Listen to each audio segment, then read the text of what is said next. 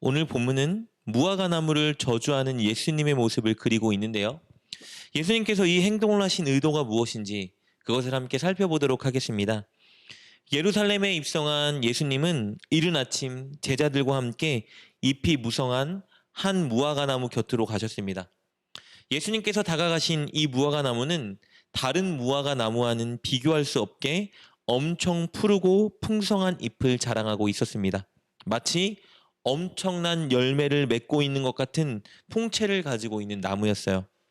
시장하신 예수님은 제자들을 이끌고 그 무화과 나무의 열매를 먹기 위해 다가갔습니다. 그런데 그 잎이 무성한 무화과 나무에는 기대한 것과는 다르게 열매가 전혀 맺혀져 있지 않았습니다.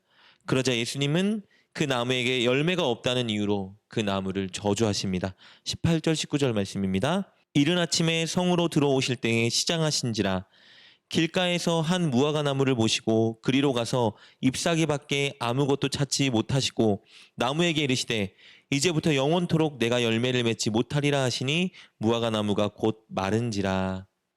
얼핏 보기에 예수님이 하신 이 행동만 보면 예수님은 마치 다혈질의 무자비한 분처럼 비춰질 수 있습니다. 배고픔에 잔뜩 부푼 기대감을 가지고 무화과 나무에게 다가갔는데 열매가 없었죠. 그러자 실망하고 화가 나서 무화과 나무를 저주한 다혈질의 사람처럼 보입니다. 그러나 예수님은 한 가지 중요한 진리를 전달하기 위해서 제자들 앞에서 의도적으로 이렇게 행동하신 겁니다. 사실 본문의 일이 일어날 당시의 무화과 나무는 아직 열매를 맺을 철이 아니었습니다. 이렇게 생각하면 예수님이 더 이상하죠. 열매가 없는 것이 정상인 시기인데 무화과 나무에 열매가 없다고 해서 그 나무를 저주해서 말라버리게 하시니 이해할 수 없습니다. 그런데 말씀드린 것처럼 이 무화과 나무는 마치 열매를 주렁주렁 달고 있는 것처럼 많은 잎사귀를 가지고 있는 나무였어요. 그러나 열매가 전혀 없다고 말씀드렸죠? 겉으로만 무언가 풍성히 가지고 있는 것 같고 실속은 전혀 없는 열매 하나 가지고 있지 못한 이 나무, 예수님은 바로 이 나무를 주목하셔서 시각적인 교보제로 사용하고 계신 겁니다. 예수님은 바로 이 나무를 저주하시면서 이스라엘의 종교 지도자들과 이스라엘 백성들을 겨냥하고 계셨던 거예요.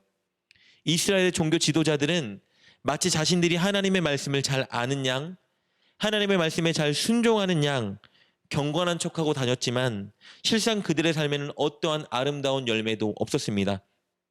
말씀을 읽고 제사를 드리고 큰 소리로 기도하고 사람들 앞에서 구제 행위도 펼쳤지만 그들은 자신의 권위를 지키고 사람들의 존경을 이끌어내기 위해서 그런 행동을 하고 있었던 거예요.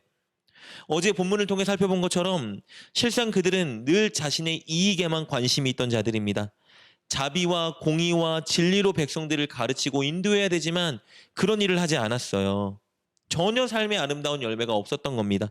예수님은 그들을 겨냥하여 말씀하고 계신 겁니다. 겉만 종교적 행위로 치장하고 정작 삶의 열매가 없는 이 무화과 나무 같은 그들을 겨냥하시면서 그들이 곧 심판받게 될 것이라 경고하고 계신 겁니다. 그리고 이 무시무시한 예언은 동시에 이스라엘 백성들을 향하기도 했습니다. 이스라엘 백성들은 하나님의 선민으로 택함받았죠. 하나님이 그들을 택하신 이유는 단순히 그들만 구원받기 위해서가 아니었어요. 그들이 구원받은 하나님 백성답게 살아가면서 이방 땅에 하나님의 아름다움을 전하고 열방이 주께 돌아오게 만들게 하도록 그들을 선택하신 겁니다. 그런데 이스라엘 백성들은 선민 사상에 빠져 있었어요. 우리만 선택받은, 우리만 구원받은 자들이다. 그리고 이방인들은 심판받을 족속들이라 정죄하고 있었습니다. 그들 자신은 하나님의 뜻에 순종하지 않으면서 자신들은 선택받았기 때문에 구원이 보장돼 있다고 착각하고 있었습니다. 이렇게 사명을 놓치고 하나님 뜻에 순종하지 못하고 있는 이스라엘 백성들, 그들도 곧 심판대에 놓일 것이라고 말씀하고 계신 거예요. 예수님은 이렇게 이들에게 경고와 심판을 예언하신 후에 그들이 취해야 될 올바른 자세를 말씀해 주십니다. 그것은 올바른 믿음을 갖는 것입니다. 21절 22절 말씀입니다. 예수께서 대답하여 이르시되 내가 진실로 너희에게 이르노니 만일 너희가 믿음이 있고 의심하지 아니하면 이 무화과 나무에게 된 이런 일만 할 뿐이 아니라 이 산더러 들려 바다에 던지라 하여도 될 것이요 너희가 기도할 때에 무엇이든지 믿고 구하는 것은 다 받으리라 하시니라. 예수님은 믿음이 있고 의심하지 않으면 기도하는 무엇이든지 받으리라 말씀하시는데요. 여기서 우리가 이 말씀을 오해하면 안 됩니다. 이것은 단순히 내가 원하고 바라는 것들을 기도하면 다 응답받는다는 차원의 얘기를 하고 계신 게 아니에요. 여기서 말하는 기도와 응답은 하나님을 향한 올바른 믿음을 가지고 하나님께 기도하면 하나님의 마음, 하나님의 뜻을 반드시 받게 될 것이라는 의미입니다.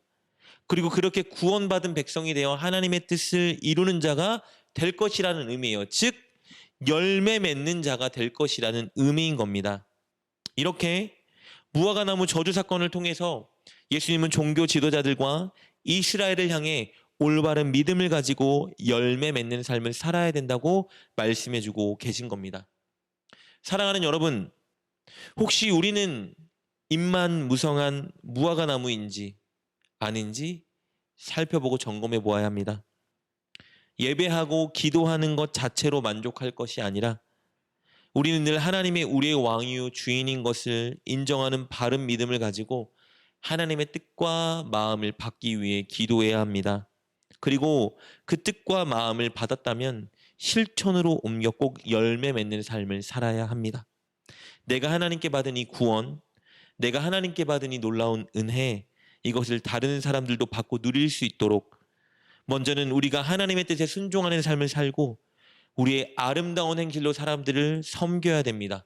그렇게 그들을 하나님께 인도하는 열매가 우리에게 있어야 한다는 거예요. 날마다 하나님의 뜻과 마음을 말씀과 기도로 발견하시고 그것을 실천으로 옮겨 많은 열매를 맺는 열매 있는 나무 같은 여러분 되시길 주님의 이름으로 축복합니다. 기도하겠습니다. 하나님, 우리를 구원받은 하나님의 자녀 삼아주시고 우리에게 귀한 사명을 주셔서 감사합니다.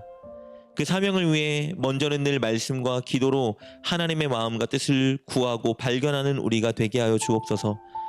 그리고 그것을 실천하여 많은 사람들을 옳은 길로 인도하는 많은 열매 맺는 좋은 나무와 같은 자가 되게 하여 주옵소서.